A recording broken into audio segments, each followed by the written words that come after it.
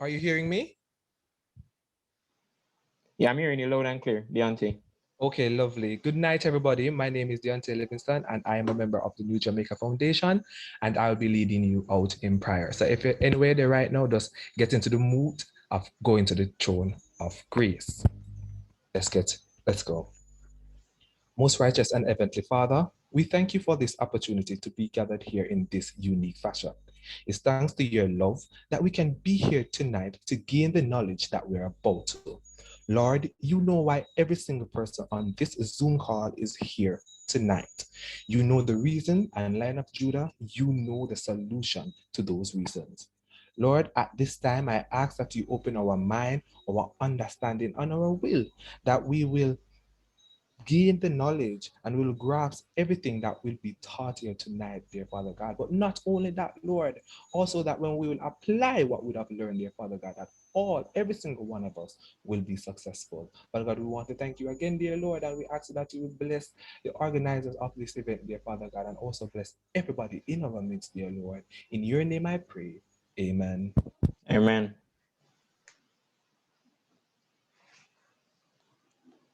All right, so let's cut to the presentation with Justin Scott. But before that, let me just do a brief introduction of who he is and his background. So Justin Scott is a St. George's College old boy and a recent graduate of the University of the West Indies. He majored in marketing with a minor in management studies and has been a previous investment manager for the Young Investments Club at UWI.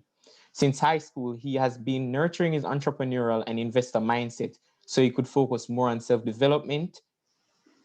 Since UWI, he's delved into sales, social media, marketing, operations management, and marketing operating management at a local startup.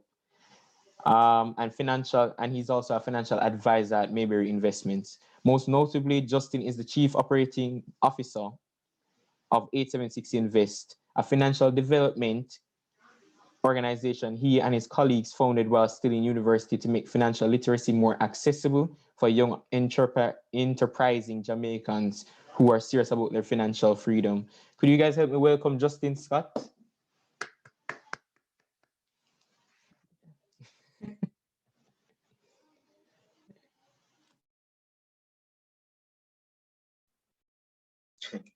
All right, that's great. That's great. Yeah, man, telling him the whole digital turnover has been a real change of pace, man. But hey, thank you so much, the New Jamaica Foundation. It's great to be here. I'm sure all of you guys are very eager to learn more about investing. Y'all seem like young, capable people, very interested in your own self-development. And that's always a plus. Trust me, the earlier you get started, the better off you are. Once you really start to get into investing and start to recognize what it can do for you, the doors that it opens, and how, for example, the first day you make a fundo to pay for something important or to make that big purchase that they're looking for, whether it's a new phone, whether it's a new car, whether it's a new house. You never know how far this can take you. You'll trust me, you'll really come to appreciate the value of it. And always say, you're always going to say to yourself, "Oh, if only I started earlier." As I say to myself quite often. But yeah, guys, it's a pleasure to be here. So thank you for Malik for introducing me. Thank you to Mr. Livingston for the wonderful prayer. And without further ado, let's get further into it, right? So I'm not sure if I have the capability to share my screen. Yes, I do. All right, let me just make sure so everything is okay. Okay. Yeah. All right, can you see the screen so far? Yeah. Okay, great. Let's move this over. Present. Okay, wonderful. All right, so just to reiterate, my name is Justin Scott. I am the Chief Organizational Officer from 876 Invest.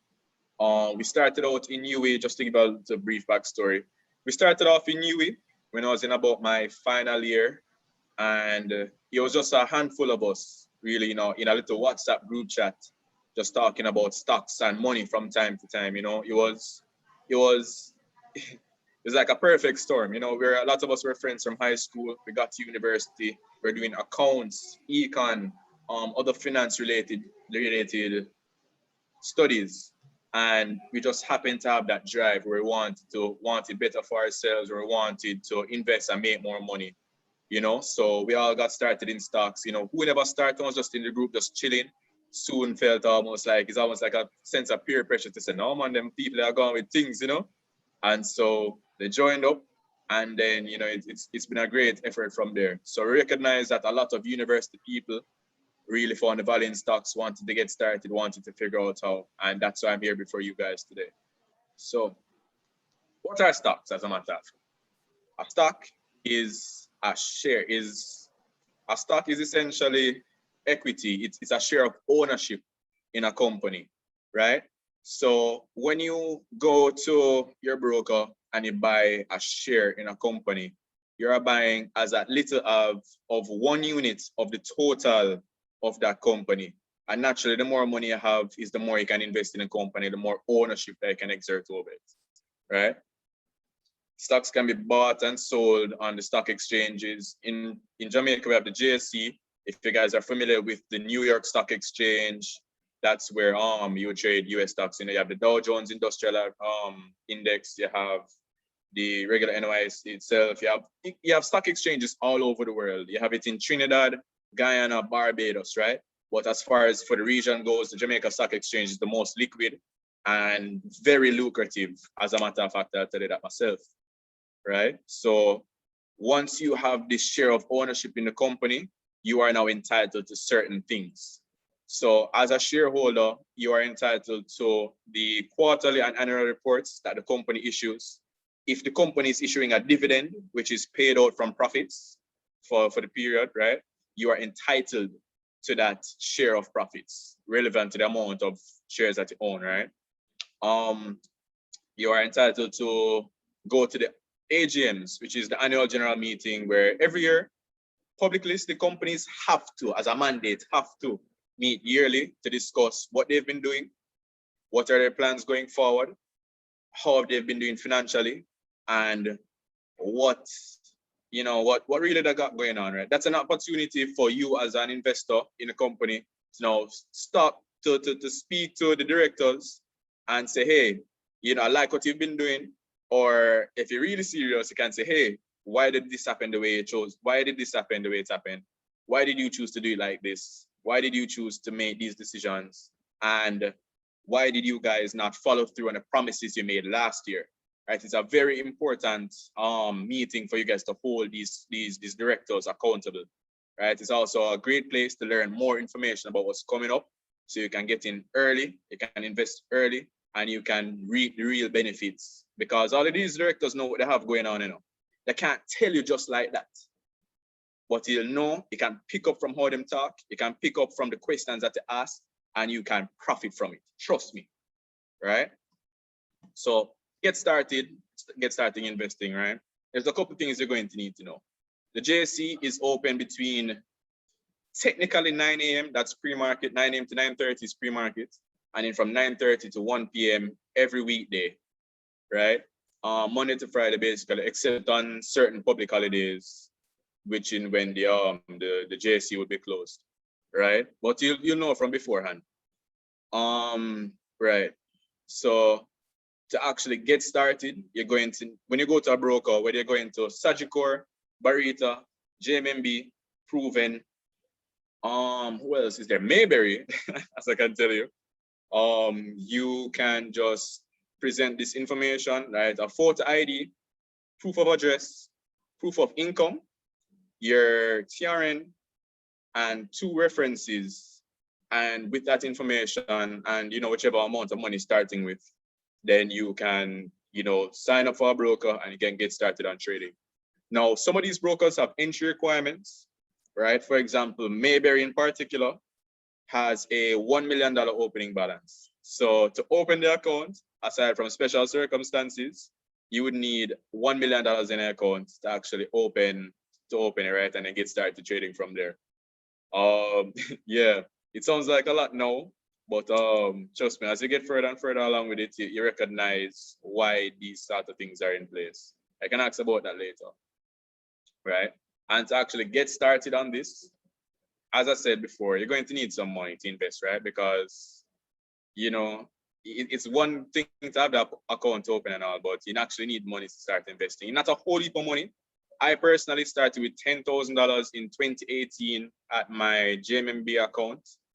My first couple stocks were actually Wisynco, JMMB, of course, because in my mind, like, yeah, man, I open a JMMB account, I might as well buy a piece of the company, right? My company that now, see? And Lasco Financial. I didn't have too much reason for buying these companies other than they just felt right at the time, right? But as you get further and further, recognize that, it's less about feeling and more about knowing, right? So research is totally important in this, which is why you need to learn how to read financial statements. So within the financial statement, you have the income statement, which is profit and loss. I talk about from the company there and say, okay, yeah, man, if you sell bag juice, right? Every bag juice you sell, the money you make from that is your revenue. But then you have the cost associated with that, right? You have when you re-up and you're buying more bag juice after that, that going to eat into that revenue. And then all the costs associated with repurchasing the goods that you need to sell, that's the cost of goods sold. And when you subtract that from your revenue, you end up with gross profit, right? After that, you have other expenses related like marketing, wages and salaries, paying yourself as a business owner. All of these sort of things are relevant in the profit and loss statement, right? Until you get all the way down to the bottom line, which is the most important thing, especially within the Jamaican market, as a whole lot of people will tell you. See? So as far as net profit goes, that's the thing that most people go straight for. Whenever quarterly results come out and reports come out, people go straight to the net profit line because they want to know, okay, cool. Yeah, you guys made $10 million last year, but want to know how much you made this year, right? If you're doing better, great. Then the business is doing good on paper. But if you made $10 last year, $10 million last year, and you make $8 million this year, then what happened? That's a cause for concern. You have to start looking into it. Why did this happen? What's going on? Is this a one-off loss? Is this a case where, something's going on wrong in the company? Should I start to reduce my position? These are the kind of things you need to ask yourself. Aside from that, you have the balance sheet, which pretty much tells you what the company owns and what it owes. And you have the cash flow statement, how the company has been spending cash, right? So those three are the main trilogy of financial statements. Once you start to read those, and you have millions of videos on that on YouTube, then you can start to understand the lifeblood of finance and what these companies do behind the scenes, because numbers don't lie, right? The CEO can get up and say anything in Gleaner, Observer, on YouTube when he come and feature on certain forums, right? And can say all of these things and can say it in a way to lead in a certain direction, but the numbers cannot lie, right? And that's the importance of financials. Right. And you need to familiarize yourself with the listing companies, what they do for money, which sector or space that they operate in. Nice drawing, guys. Yeah, man, that's great. And how they go about doing their business, right? If they're in real estate, are they just buying houses to fix them up and sell them? Are they renting out the property? Are they, just buying it and then, just sitting down on it to make sure, say, it go up in value, right? You need to know what these companies actually do. So, all right, here's an easy one. Grace Kennedy, right? I'm sure you all know Grace. If you're going to the kitchen right now, the fridge, looking at a cupboard, you're going to see something with name with the marking Grace on it, right? But did you know that the majority of Grace money isn't from their food services? They actually make most of their money from their money services because they own Western Union, right? So when the pandemic came across and, everybody's saying, oh yeah, man, cool. Everybody have to work from home. Everybody at them yard more often than not now. So, Grace is sure to do good, right? But that was, even though that did well, the main bulk of that all came from their money services. Because guess what's going on? Pandemic hit. People in Jamaica didn't have them jobs like one time, right? They had to sort of find a way to support themselves. And people abroad, because we have a huge diaspora in Jamaica, people abroad had to be sending money to take care of us as Jamaicans when, you know, we couldn't really do it for ourselves. Especially with them stimulus checks for them get, them say, yeah, man, come off, send all my money to grandma, you know. So a whole heap of money that come through Western Union, right? And that was really boosting it. As a matter of fact, the numbers are like, year over year, it was 30% increase in the amount of money that was sent in 2019 versus 2020. So a whole heap of money that come through Western Union. So that is great for Grace. If you go back now, you can check them stock price and see how well they did from March to December in 2020, right? Just numbers we are talking. Setting goals. This is the most important thing in investment, right? Because if you buy into a company already, I don't know how much of you guys are actually investors already, started investing, but if you've actually started, you know how sometimes you can get anxiety, or maybe you have even a little skittish, you start to second guess your investments. You say, boy, if we did buy this, or boy, we shouldn't buy that, should I buy that instead? Trust me, I feel it up to today. Up to Friday, I'm gonna buy some shares in a company. You know, I start to feel myself, yo, Jano, is this the right thing to do? You know, but you just have to know what you're looking for, set your goals, and know what would break that plan that is set up on, right? Those are the things that you need to keep important and keep close to heart. That is what will guide you when you're up all night and say, boy, I'm gonna put all my money on this, you know, or boy, I hope this work out for me, you know. That is what will guide you, your goals. See? So if you plan to make 50% in 6 months, 5 months and 3 days can't reach, and you decide to try to jump out, you know, because your timeline to reach it, or you don't have a better use for that money up until that time to change your plan, right? So in that case, it's better to stick to your guns than to be jumping all about the place, because you can lose a whole heap of money like that, right? Which is why diversifying is important, but can move on from there. So, oh, my bad. Deciding on your investment style, yeah. So you have people that are day traders that get up every day between 9:30 and 1 p.m. and try to find deals and try to make money on the markets just like that by buying and selling in the same day. You don't have to do that. It's not a must. You can buy it Monday morning and do sell that again until this time next year, right? There's nothing wrong with that. You can sit down on it. Nobody's going to charge you for it. There's no fees associated with sitting down on investments, right? You need to know your investment style, whether you want to buy and hold, whether you want to try and day trade, whether you want to find something that works for you. Once you know your style, once you know how often you'll be on the markets, once you know how often you'll be doing the research, that will decide the investment style, that will decide on your goals, and that will decide on how you plan to make money going forward. But yeah, as I said earlier, brokers. You have Barita Investments.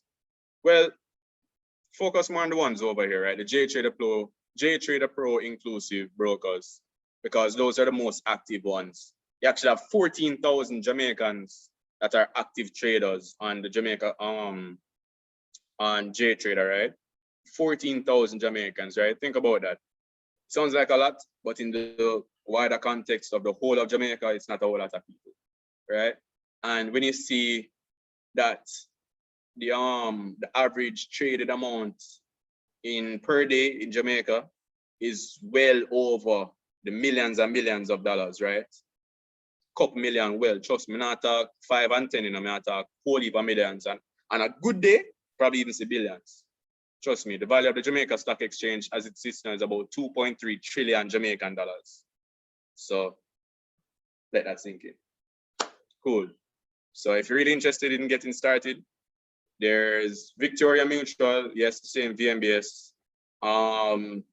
Sagicor, Proven. You can go to NCB as well. Skip those two in the middle right there, and Barita, right? You can also go to JMMB, but I personally prefer J Trader Pro platform. So I would recommend those. You know, VM, Sagicor, Proven, NCB, Barita. Right.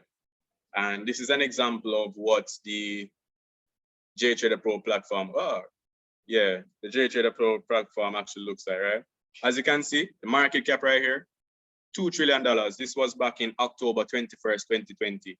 Since then, it's moved up by what, at 300 billion or something like so.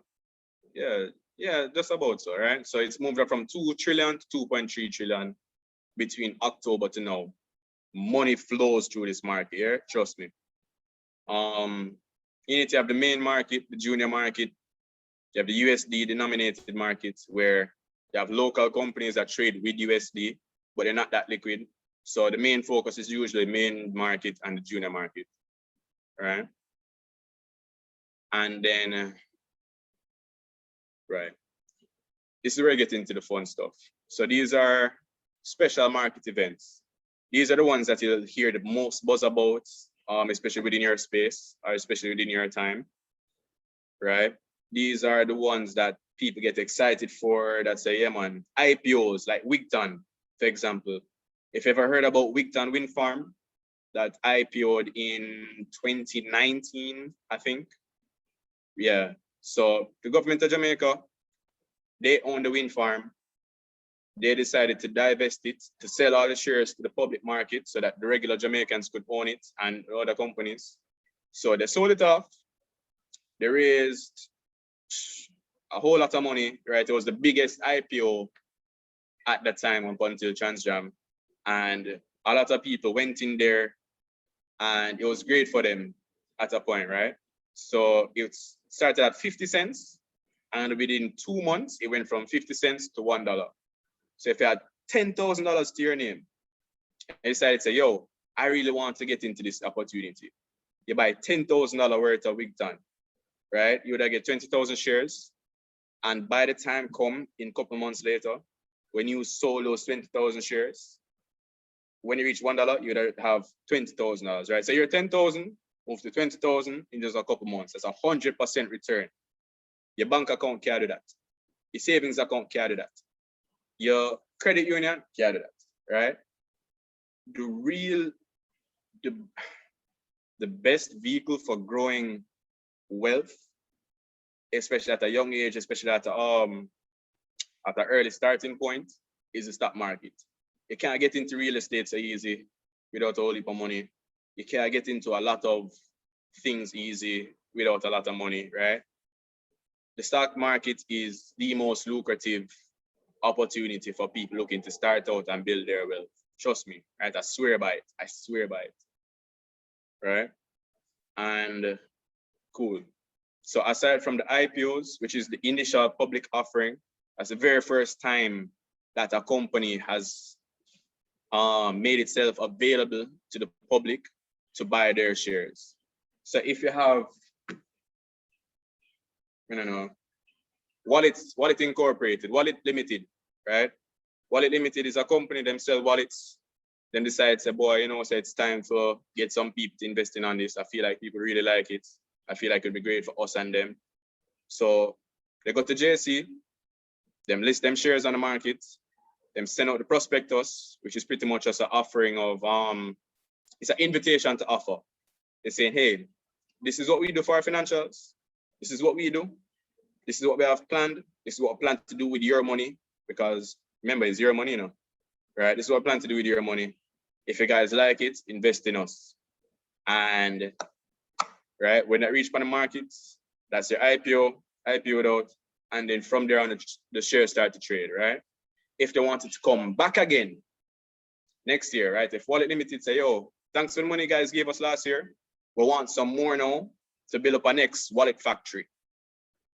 That's called an APO, an additional public offering. So it's not the initial anymore, you know, it's an additional one. So them say, yo, we need more money to come to this. We're going to give you guys the next prospectus. Sometimes they give you a discount if you're already a shareholder. Sometimes you can get a discount if you're a part of the broker that listed them in the first place and things like that. It's not a must, but it's possible, right? Them little things that for sweeten the deal to you guys, right? That's what can happen there. And then they just raise some more money. Like Barita did recently. Barita raised like, oh my God, I think it's 12 billion Jamaican dollars they raised last year. And they're going to come to raise more money again this year.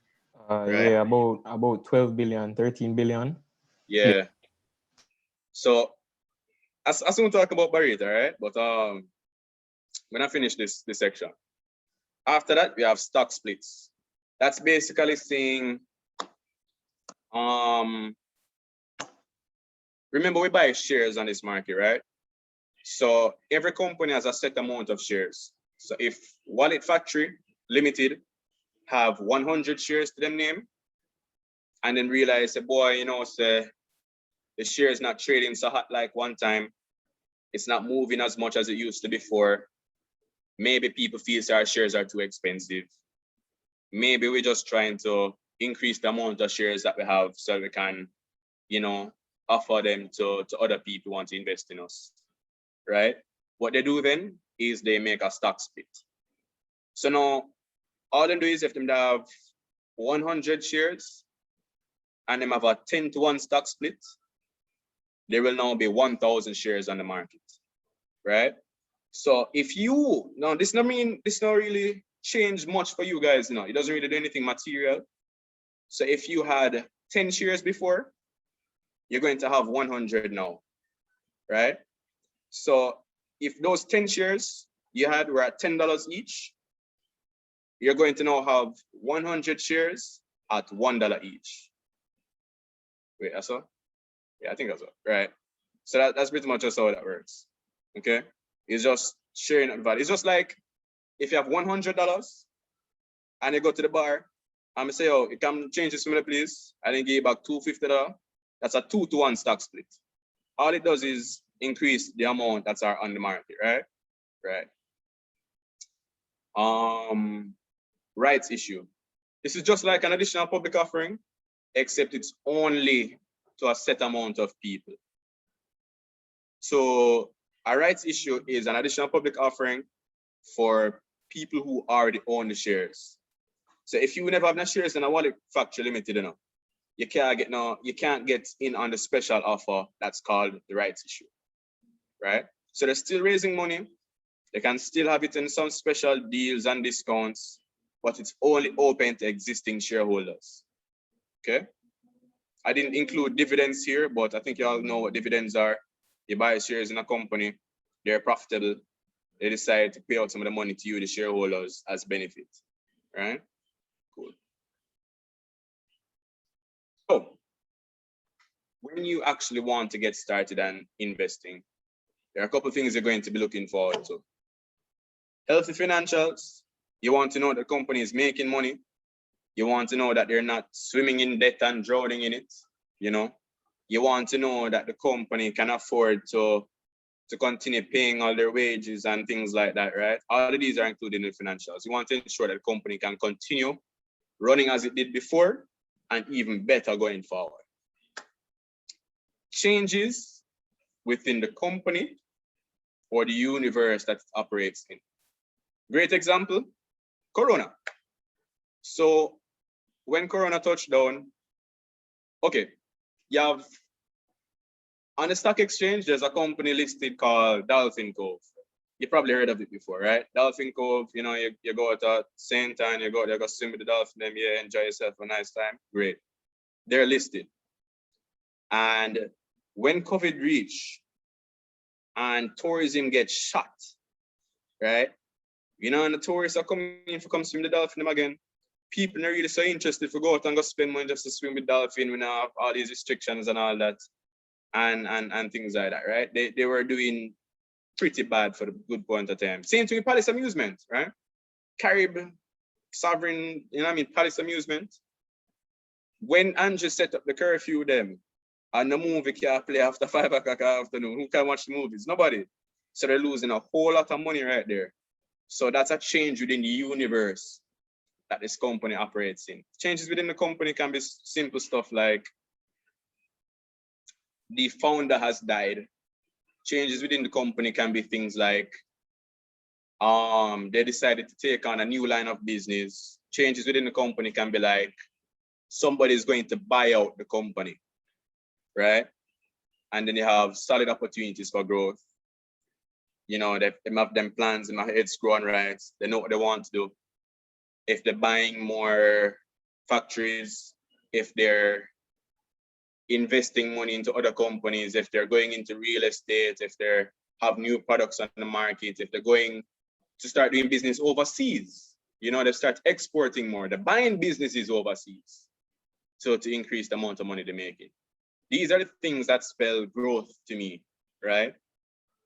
Companies on Jamaica Stock Exchange can even buy other companies, right? Think about that.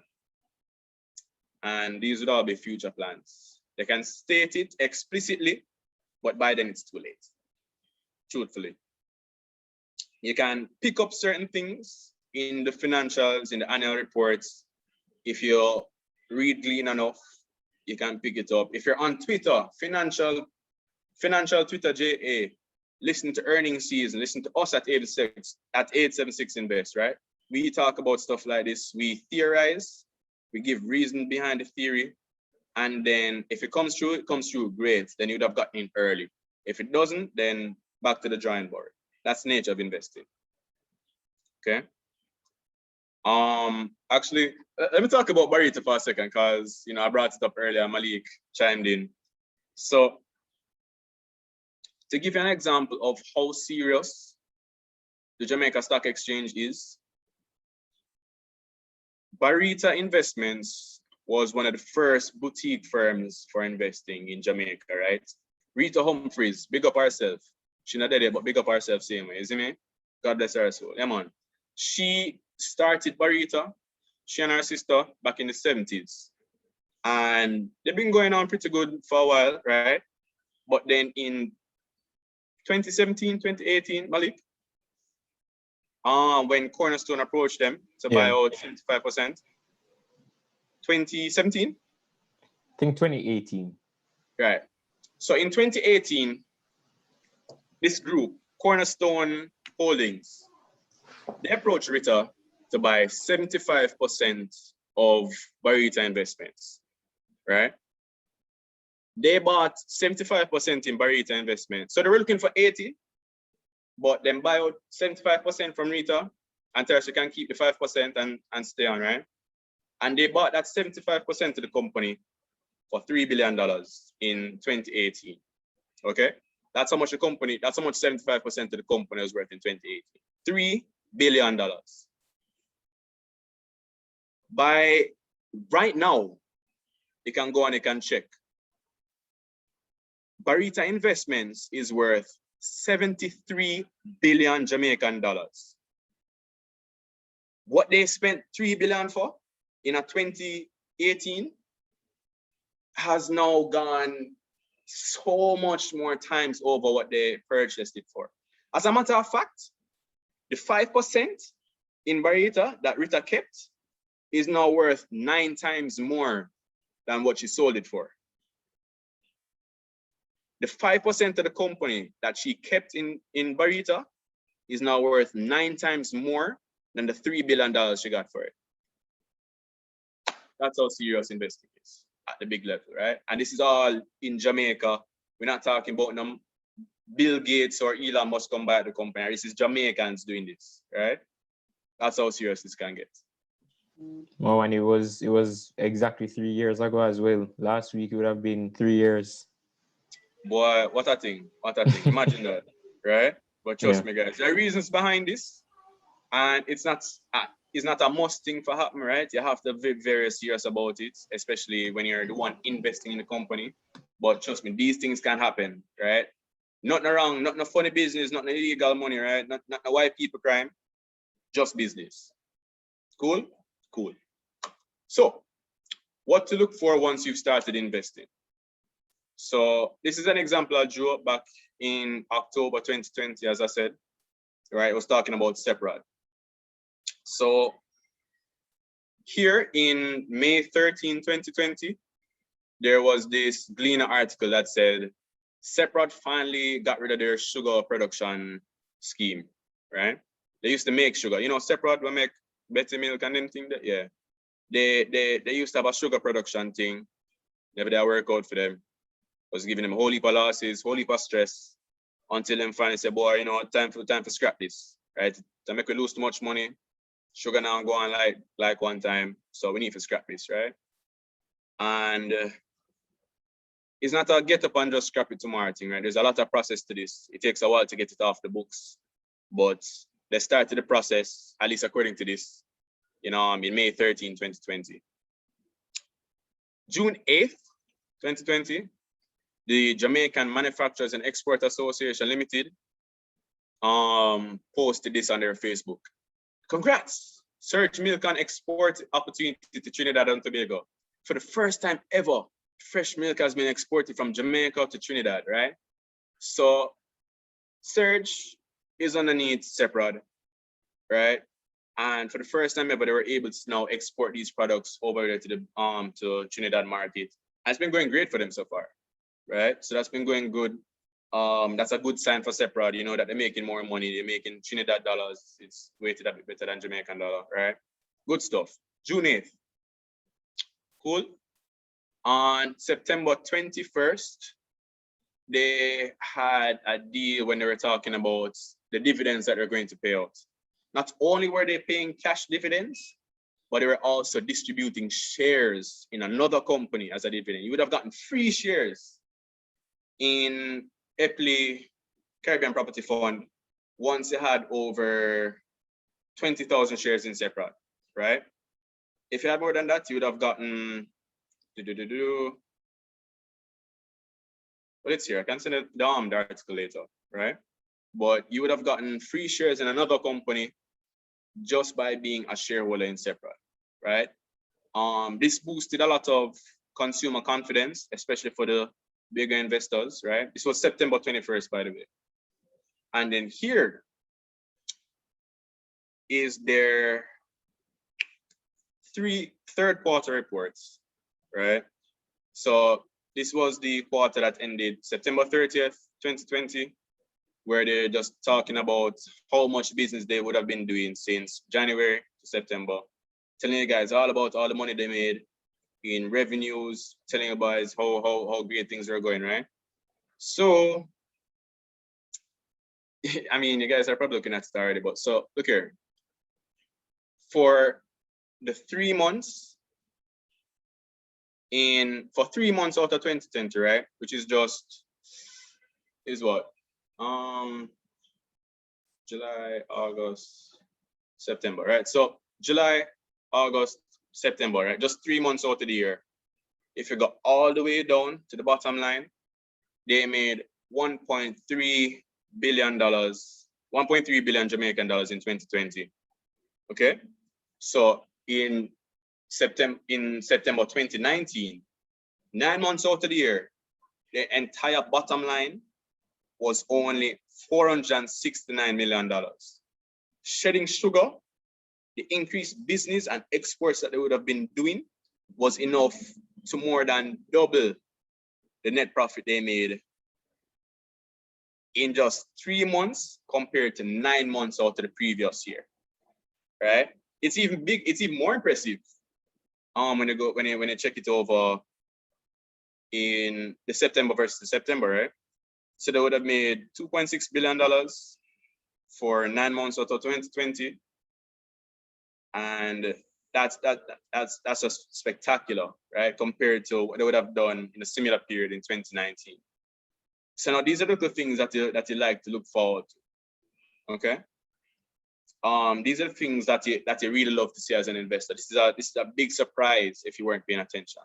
This is something great that you'd love to see, and it's had wondrous effects on the share price. Okay. Yes, okay, I'll be here. So I took the time to annotate this chart and show you the difference. So here in the first arrow, which would have been what? May 13th, 2020, right? Share price was just below $50, like that's about $45, right? And say, yo, we're getting rid of sugar, we're taking it off our books, we're looking forward to good stuff going forward, right? Cool. Come in again. Exports. This was when the JMA published the article on them Facebook, say, yo, Separate are gonna start export milk to Trinidad and Tobago, right? Them time the share price is call it $55 again. And it traded flat for a while. You see me? Slow and steady, quiet. Remember, say still waters run deep. So come in again now. Yeah, the dividends is there as well, but it was still flat. So come in again now. Results drop in October. Or just results drop in late October. And the share price jumped all the way up to $66.98. See, so if you would have been following the trail, picking up the little breadcrumbs as you go along and recognizing what they would have been doing, you could have made so much money on the share price movement from May, when it was at $45, to October, which is when it reached to $66, right? Oh, I forgot that red arrow. That red arrow is basically saying when Corona hit. That was the first reported case of Corona when everything locked down, blah, blah, blah, and the market tanked. You could have gotten that, you could have gotten separate as low as $31, $32. Okay, so if Corona reached, everybody afraid, everybody sell. If you were brave enough, if you were confident enough, you could have bought separate at $32 in March, and the money would have doubled in such a big cap company by the time we get to October. Food for thought.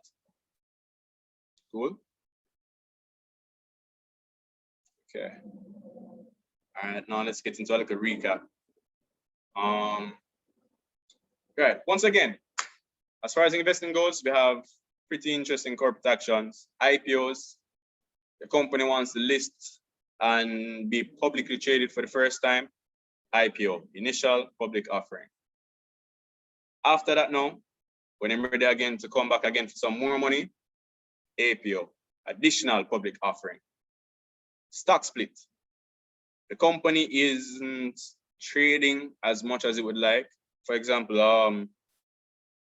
you see this little stretch right here between June and even October. You see how flat it was? Stock wasn't trading that much.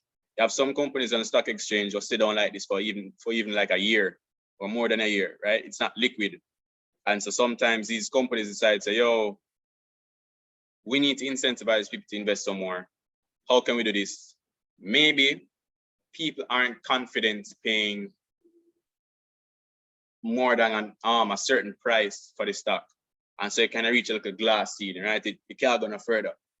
See, so people have to, so the company decides to split it, and therefore it looks better nominally, right? So if it was $10, they do a 10-to-1 stock split, and now it's $1 per share. It looks better nominally. People say, yeah, man, we can buy it for $1 no, $1 no nothing, right? You know, think about that. And it also increases the amount of shares available to be traded because there are more shares outstanding and people can get into it like that now. Okay, cool. And then once you have these things in mind and you're a bit more versed with it, then you can start focusing on your strategies. One moment.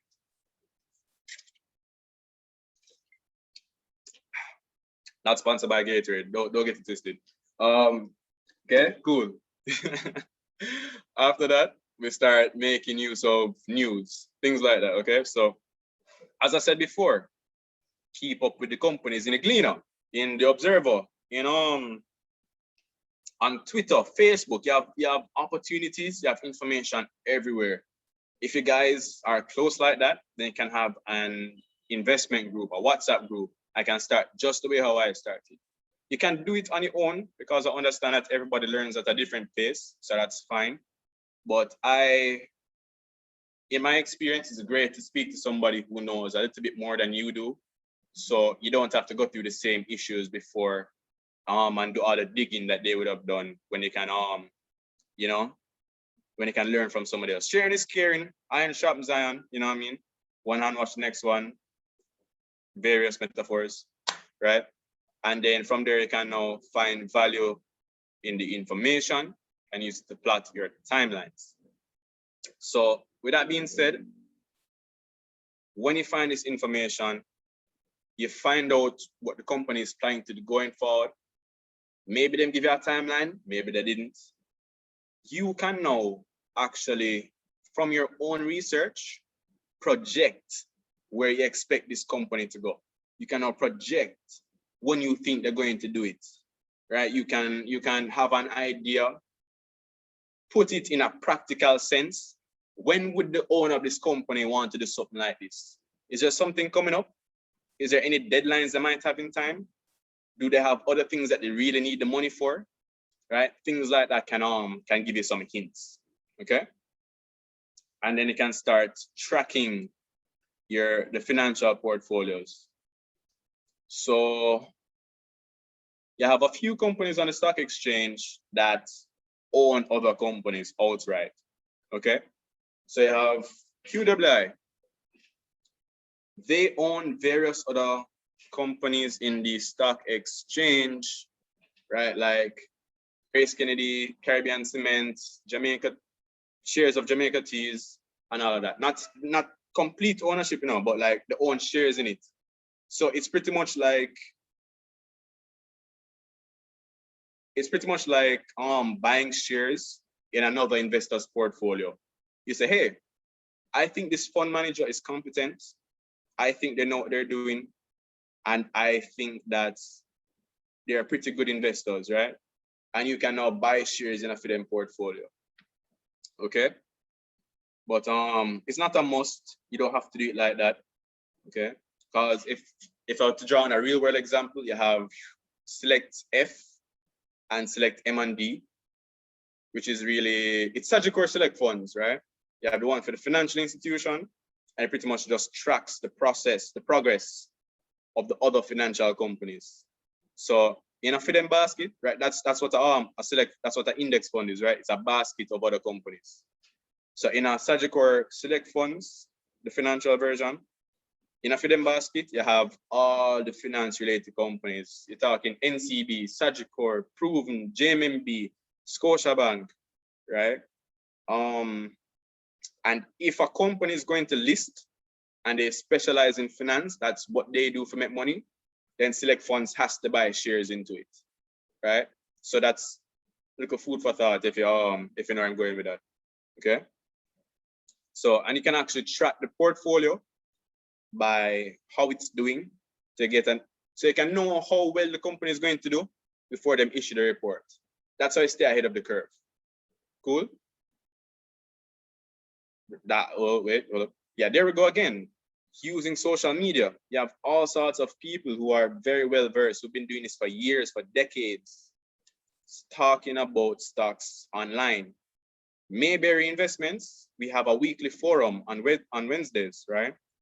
Where we talk to the actual directors and founders of these companies and discuss where you guys coming from, what you guys have planned, how you guys doing, and where we expect the stock to go, right? Every Wednesday on YouTube, IG Live, check it out.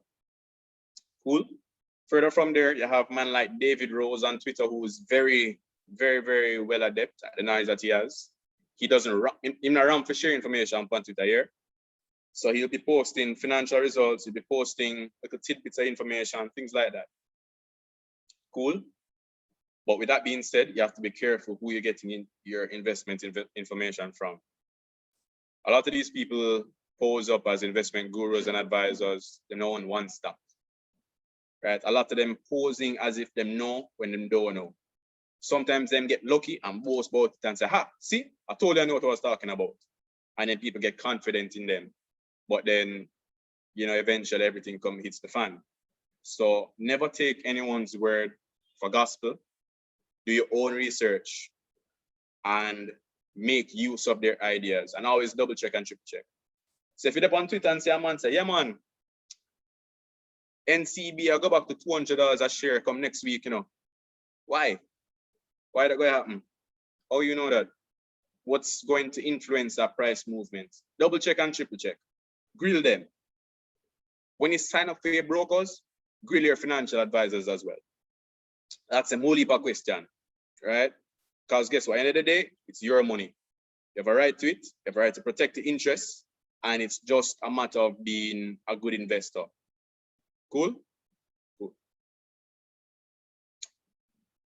Here I go again. This is the example I was looking for. Tracking the financial portfolio.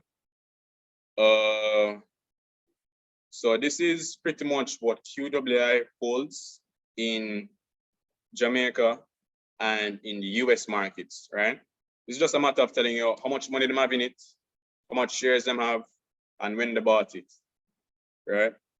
That gives an idea of how well the company is doing. Cool, but it's not gospel, right? The companies they hold can be doing well, and the holding company itself doesn't do all that well, right?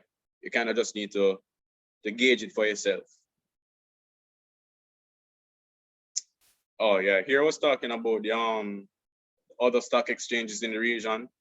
You have the Trinidad and Tobago Stock Exchange. It's there. You can invest in the Trinidad and Tobago Stock Exchange or even the Barbados Exchange or the Guyana Exchange from Jamaica, but it's not that liquid. It's not as easy to get into, and sometimes it can be a pain because over here, so shares don't really trades hard like in JSC, right? You don't really do all that much. But it's something to keep in mind if you are interested for whatever reason, you know, food for thought. Cool.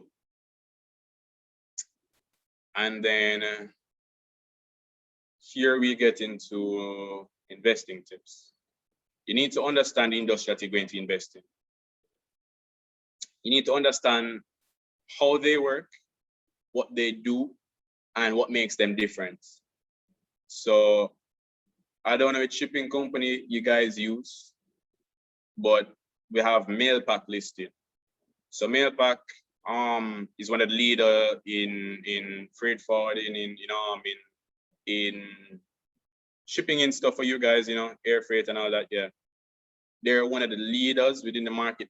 I wouldn't say they're the top one, but they do really good for themselves. They do really well for themselves, and they consistently outperform themselves, right? It's one of the stuff that they do, and they pay dividends quite frequently, but it's very important to understand what it means to be that kind of company. What would affect it? What is the seasonality behind it? So as you can expect, as it gets closer and closer to Christmas time, more people want to be buying stuff online, shipping it in. Christmas will come, they want to buy things for them daughter, sister, uncle, auntie, brother, teacher, whatever you call it, right? So sometimes the business perks up there, but sometimes the business is doing so well that it's hardly even noticeable for the rest of the year. That's hardly even noticeable when you compare the numbers for the year right around, right? They're doing the same amount of business, and that can be good or bad. But I'm just speaking off the top of my head here. I didn't look on the financials before I said all of that. So you can check for yourself, right? All of this information is on jamstockx.com, right? And that's how you really get into your fundamentals of investing, okay? There's also technical analysis. If you guys know anything about Forex, then they teach you about charts and chart patterns and using how price action has moved previously to try and project where the company is going from there on out. Cool. And you can combine these strategies to make your own strategy. Here's an example here. So you have support zones, resistance zones.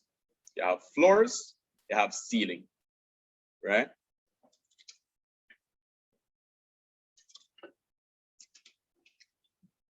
In real life terms, these ceilings and floors are just where people are willing to buy a security. So at the floor, people say, yo, I'm not sell this for anything less than this price. And at the ceiling, boy, that look expensive, you want to buy it for more than this. It's really just a matter of how people feel about the security that they're buying. Because if you guys take nothing more from this forum today, is recognize that it's people move stock prices, okay? So no matter how good the company looks in the financials, if the company drop financials tomorrow and do spectacular, the profit triple, right? Everything look good on paper, but nobody really cares enough to buy the shares, the stock not gonna move. Okay? People move stock prices. It's great and all, you know. The financials are the reasoning behind why people are willing to pay more. The prospects for growth for the company are the reasons why people will be willing to pay more, but then they have to actually buy it for the stock price. Cool? Great.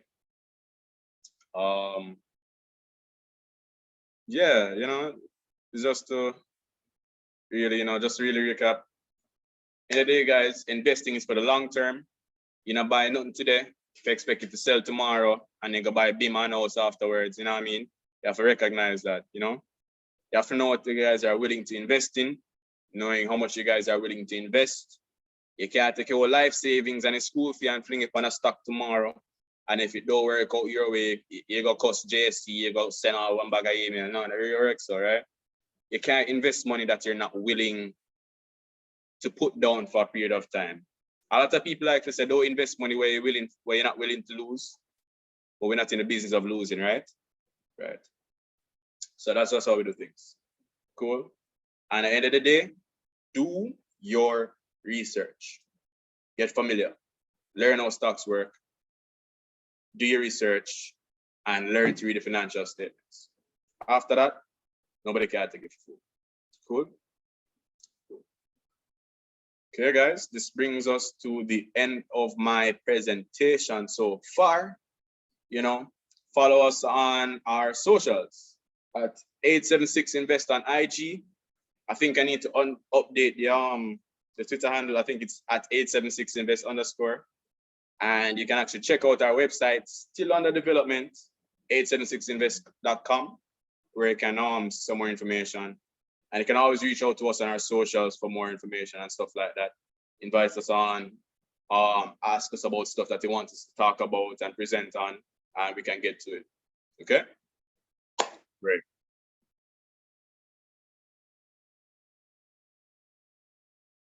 Okay. Malik, what's good?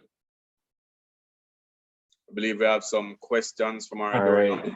Yeah, thank you so much, Justin. Very, very good presentation, very informative. And now we're moving into the Q&A section.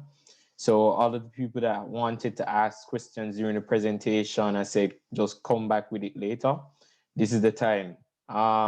Justin went over a lot of content. So yeah, if you're not showing anything, yeah, just start asking. No, like just type out your question or raise your hand and I'll moderate along with Sharika. Okay. So the first question I'm seeing here is from Miss Jada Beckford on why I chose JMB. So at the time, I was, still green behind my ears and all that, and chose JMB because it was the broker that I signed up with. You're not obligated to do that. You don't ever even have to buy the stock for your broker, ever, right? But as time went on further, I started to really appreciate JMB for what it was. It's one of the smaller financial companies that's been consistently punching above its weight. And what I mean by that is they've been consistently growing their revenues as a loaning institution. They've been making very strategic deals in placements. For example, they bought 22.5% of Sagicor Financial Corporation, right?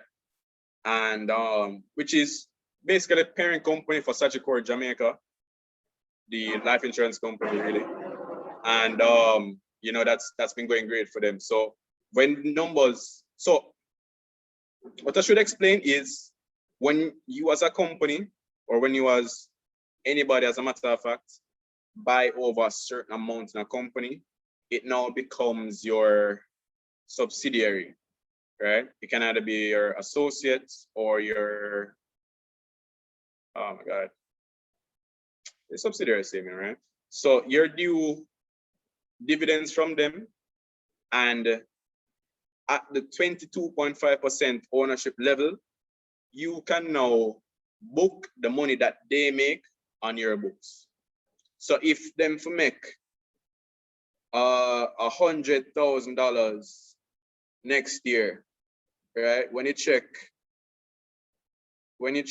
JMB's books, they would have added an additional $22,500 to their comprehensive income. To say, yo, okay, so guys, we did this, we did ourselves as JMB, you know. But guess what? We also own piece of Sagicor. And because we own piece of Sagicor, what they make is what we make. See? So that benefits them greatly. And things like that. They're great at tech. They're you know what I mean, doing pretty well financial wise. They've expanded further and further in the region. So they're in Dominican Republic now currently. They're also in Trinidad and Tobago. They, you know, they have some real estate deals going across. They also do regular investments as well and things like that. And that has been very beneficial to them. Okay. At this current point in time, I would say by several standards that they're undervalued at $38. Okay. When you guys get a bit more versed in investing, you're going to hear about various ratios and like financial ratios that we use to value a company. But you know, this is just really an introduction at this stage. Cool. So what platform do I use to invest? JTrader Pro. Okay. It started earlier at the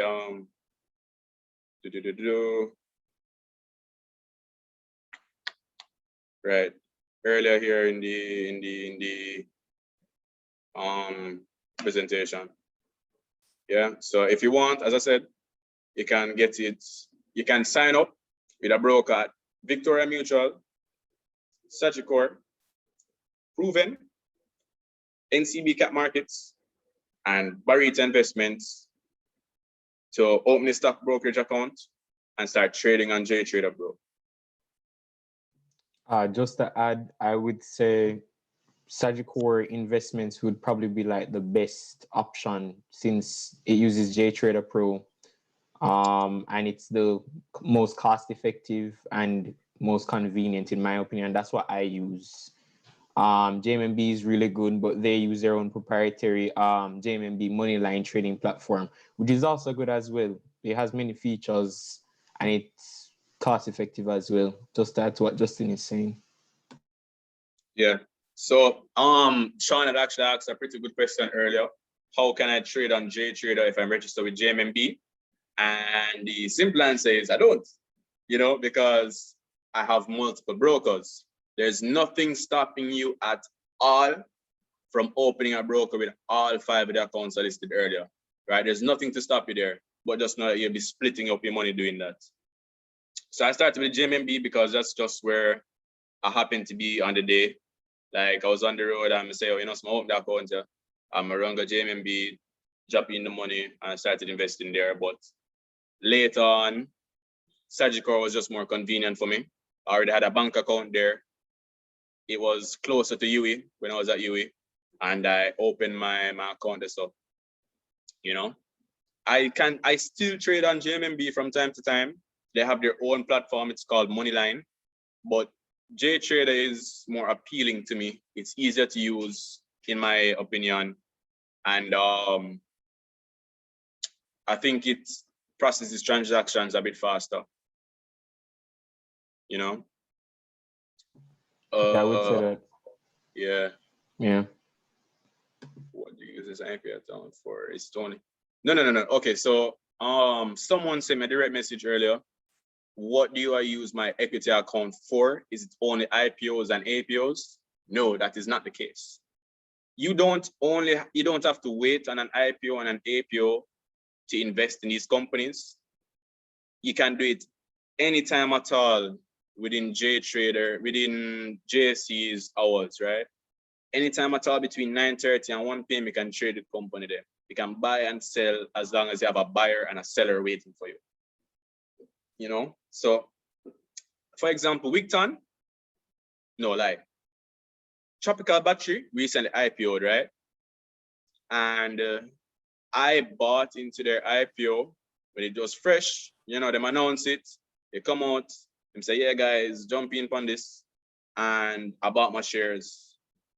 And I sold it after, you know, a while. I think I sold the same day it came out, you know. for like a 30% gain. I think I did 20. Yeah, something like so. And so after that, I didn't really business about it until a couple weeks later when there was a big deal. There was a big deal on the market when it was like a big block for like $1. I was like, yo, that's pretty much what I bought it for. So buy some more. You know, you don't have to wait on an APO or anything like that to buy it again. Right? You don't necessarily have to keep the company you bought in an IPO either. Right? There's nobody there to tell you what you can and cannot buy once you have the money to buy. Right? It's a public market. Okay? Just like when you go Coronation Market or a supermarket. If the thing have a price on it and you have the money in your account, you can buy it. Cool? Cool. Just have to know the reason why you're buying for and how much you want to sell it for. When you have a broker, okay, I answered that. What classifies one as a high risk investor, and am I one? Okay, so funny you should phrase it this way. A high risk investor is different from a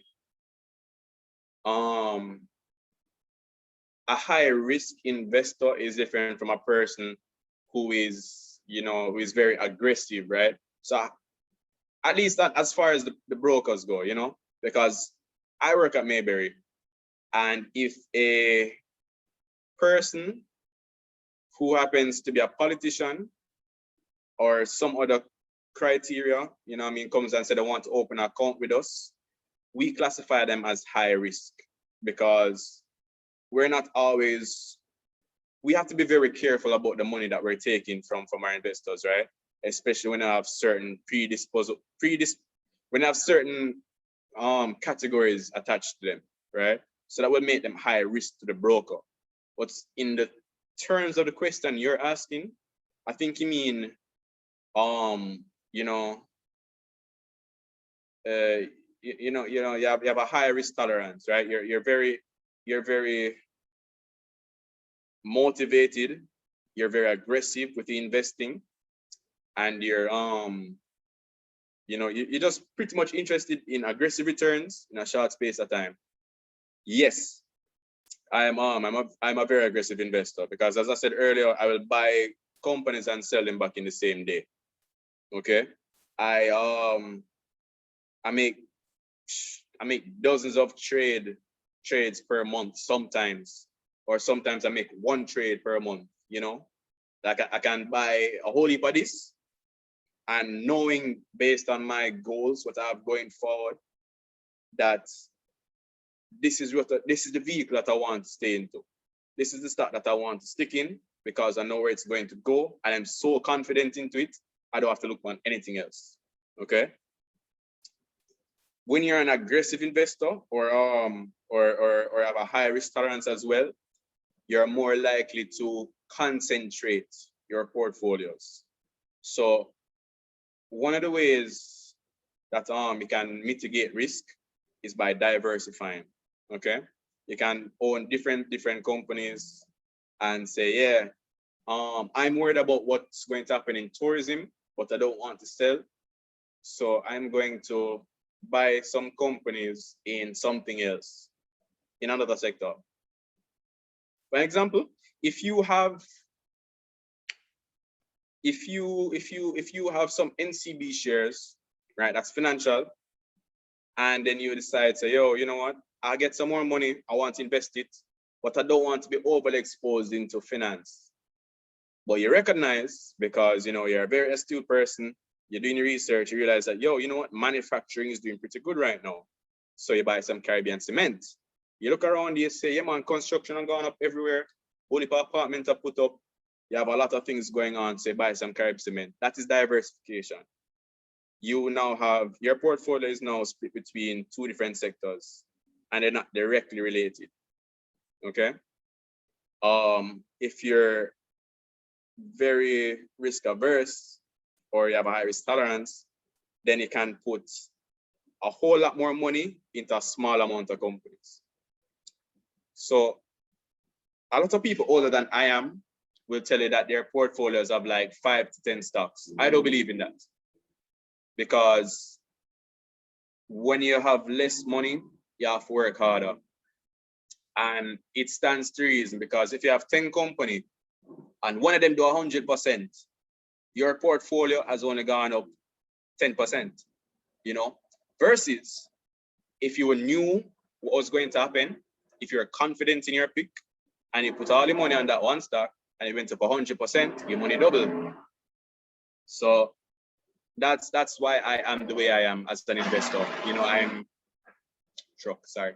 that's why I'm more, you know, I'm more, I can take on more risk because me young, me have responsibilities, man. Me have a chick or child and I carry another word, is it me? So I can invest into less companies more aggressively than some other people. Because right now I'm trying to grow my wealth. I'm not trying to protect it because I don't have it yet.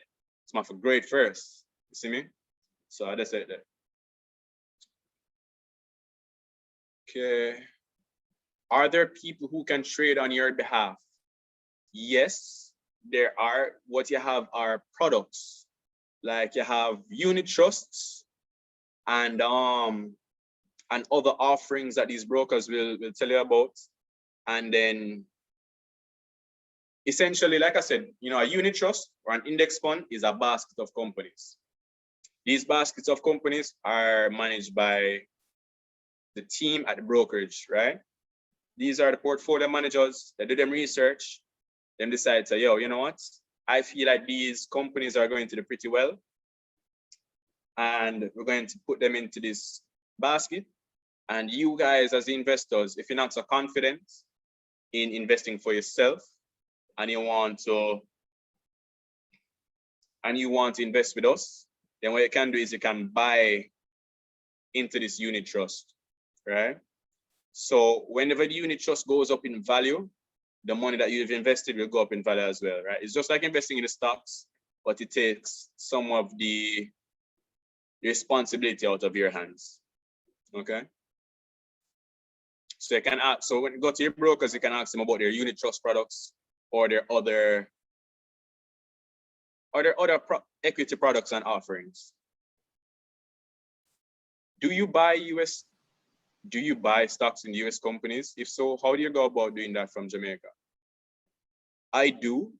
I buy some US stocks, right? And from Jamaica, you have 2 ways you can go about it, really.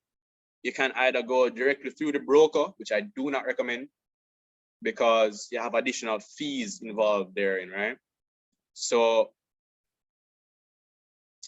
I think it's proven where every time you buy some stocks in the US markets, right? So they allow you to buy the US market, like Amazon, Tesla, Microsoft, Facebook, right? I think they charge you like $25 per transaction. So every time you want to buy your shares in Facebook, you have the money we're spending for the shares, and then an additional $25 that you're paying to prove them for letting you trade with them. And when you're ready to sell those shares again, no, you have to pay an extra $25. Okay. I know some of the other brokers might offer it, but it's pretty much the same thing. Aside from that, yeah, 25 USD. Aside from that though, you can also invest with TD Ameritrade. I am going to send that in the chat.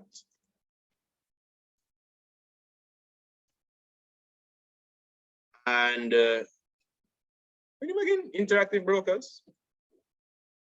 Yeah, Interactive Brokers and TD Ameritrade are ideal for us to invest through. Yeah.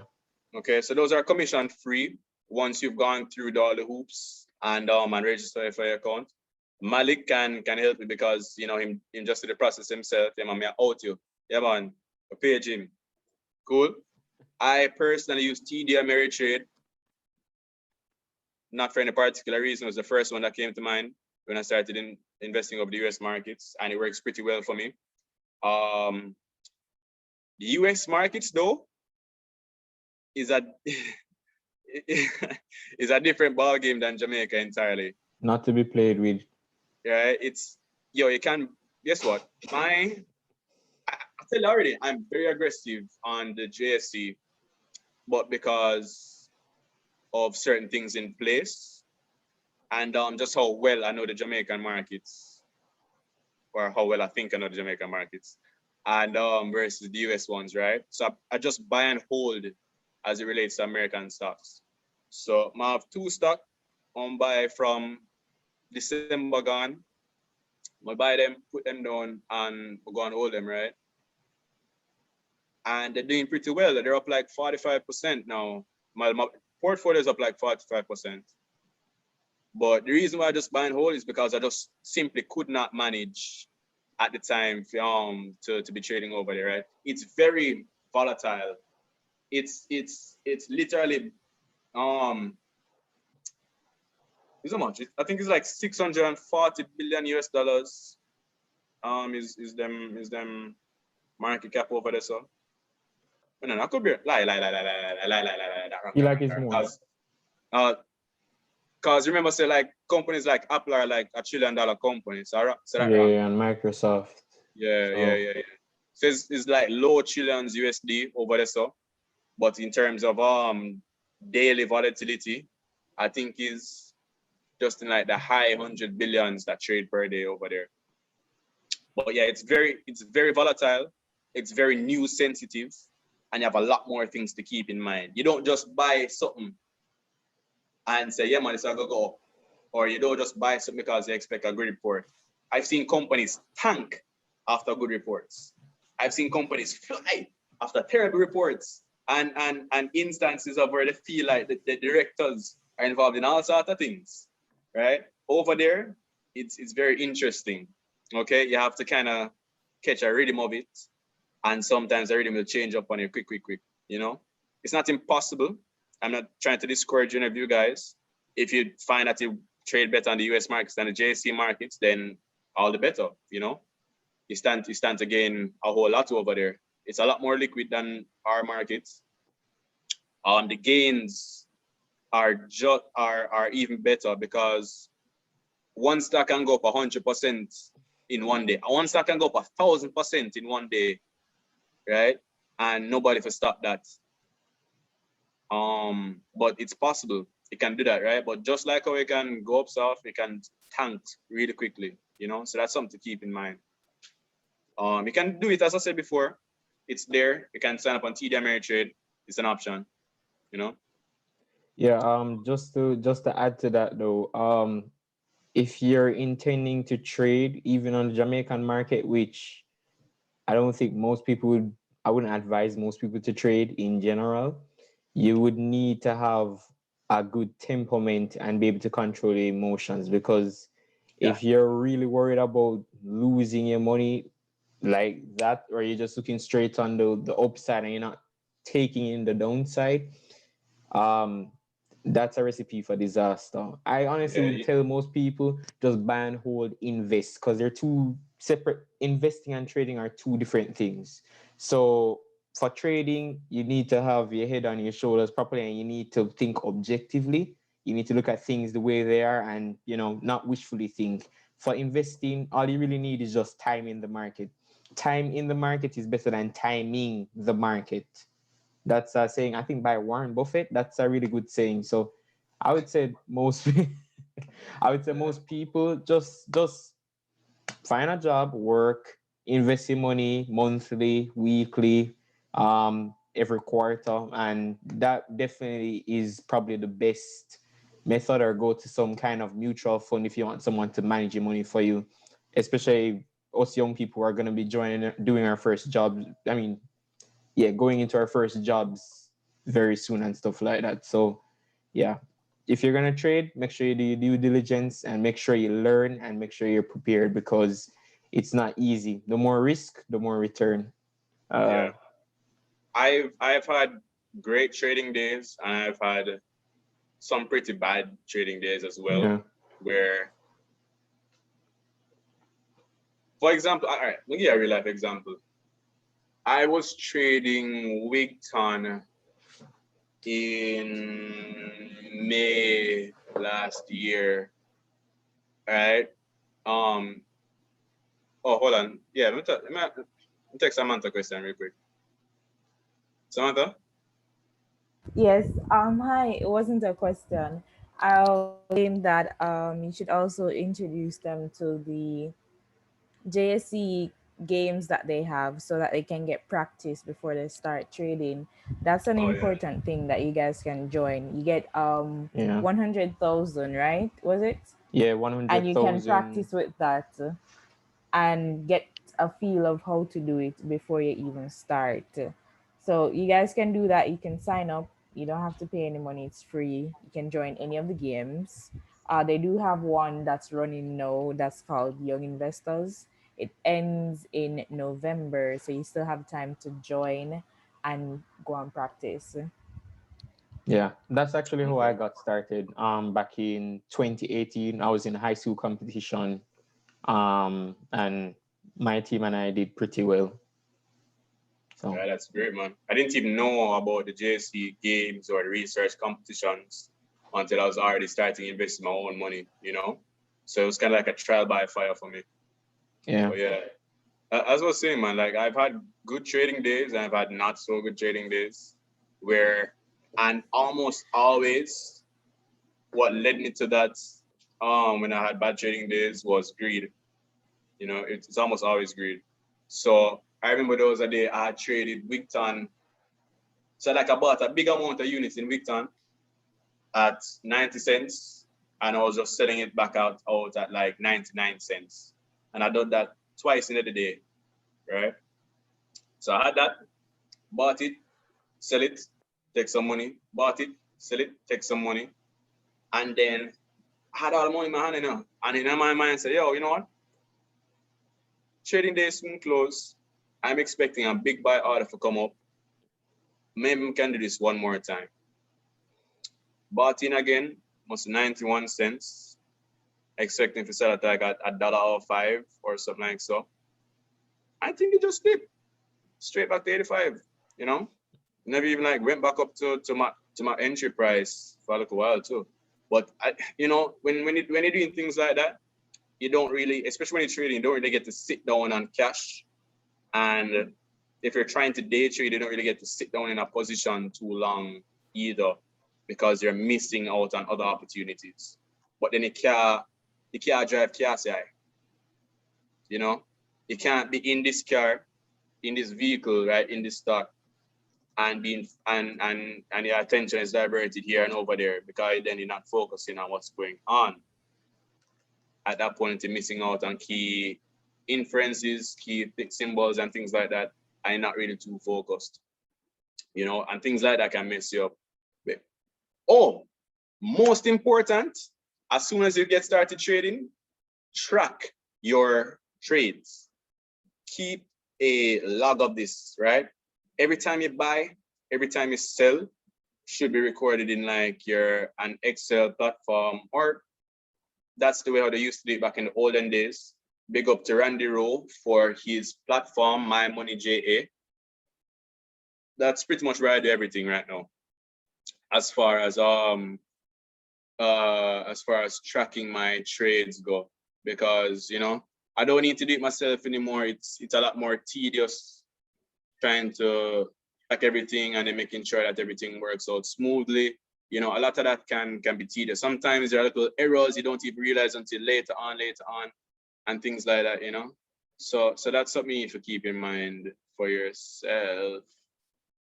Yeah, so that's some stuff you want to focus on, you know.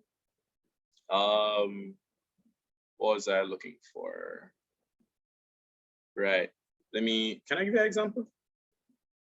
Can you get like a real life example? Let me not use my portfolio. Should I queue up there? Okay, cool. So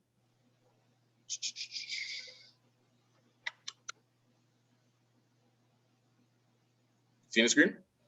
yeah, Okay, so this is the actual My Money JA platform that some local investors built out for us, right? So big up himself for doing all this. This is QWI Investments. John Jackson, John Mahfood, those names should come to mind, I think of it. And this is how their portfolio has been doing. So what you do is you log when them buy the stocks, you log how much them buy, you log how much they spent on it, and then it will tell you how much the stock has been doing. So Caribbean Cement is up 34% right now since they bought it at $68.95 not too long ago. You know, and it's just generally how these stocks have been doing. Some of them are really down-ish. You know, like this is wrong too, as a matter of fact. I need to update. Like Scotia, for example, right? Scotia is down 7.5% for them. So they're down like 4.4 million on this. But then they're also up like 27 million in Jamaica teas, you know? So sometimes it can be down, but in a really down, you know, it's just draw down sometimes. Once you expect the stock to be going good, you can't be afraid about being in the red a little bit. Sometimes that's your cue to be buying some more stocks. And that's what you need to keep in mind, you know? And yeah, so yeah, this is what I say when I say this is a very diversified portfolio. Just have like what 2, 4, 6, 8, 10 stocks. But I believe in that at this stage, you know. I feel like that's a whole lot for me to be managing and keeping track of. You can imagine trying to read all of these annual reports coming forward, and focusing if that's where your money should be. You should be reading all the reports, yes, but you know, it's just a means of keeping up and seeing where the new opportunities are. You don't sit down in it and focus on it like that at this stage of money, I'll tell you. Because don't forget, you know, this is a $1 billion portfolio, right? This is a $1 billion portfolio with 10 stocks. So food for thought, you know? But yeah. I think that's about it as far as introductions go. What companies pay a good amount of dividends locally? So dividends are proportional to the amount of shares that you own. Okay, what does that mean? It means if a company is paying $2 per share, if you only have one share, when it gets paid out, you're getting gross $2. There's still some taxes that come out of most of the Jamaican companies.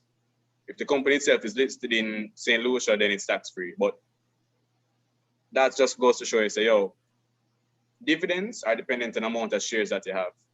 But you do have companies that pay pretty frequently, like Carreras, NCB, Mailpack,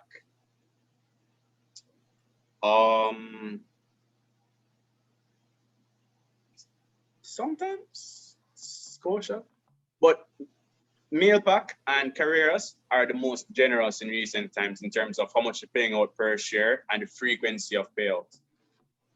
Okay, so you can keep that in mind as far as dividends go. How exactly do you trade? Because it takes 2 days. Ah, great, Sean. Sean, look like you know more about anything. Cool. So Sean, how it works is thanks to JTrader and the new NASDAQ platform that JC is on since December 2019, you no longer have to wait until the transaction is fully settled for you to continue doing your trading. So as Sean rightfully said, if me for buy NCB today, there's this little thing called T+2 that happens, right?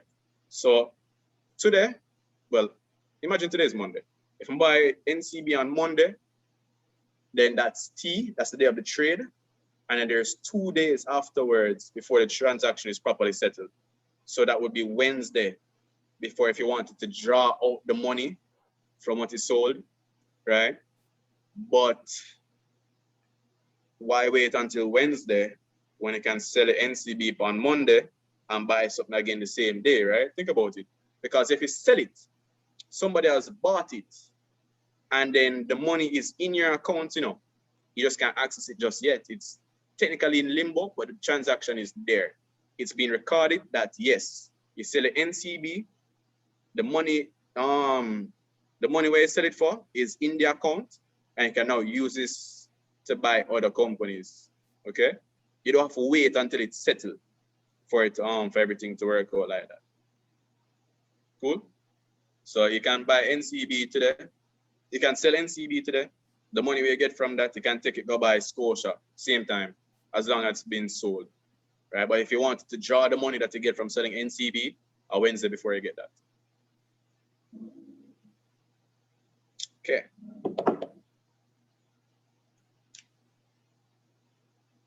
Any last minute question, guys? Any more questions, guys? Alright. Don't be shy now, everyone. You know, this is the time where you get to ask all the questions that you want, anything that comes to your mind, anything that I might have sped past, anything that you never really to understand, something you always wanted to ask or understand about investing. You know, you can take this time to ask about it, you know.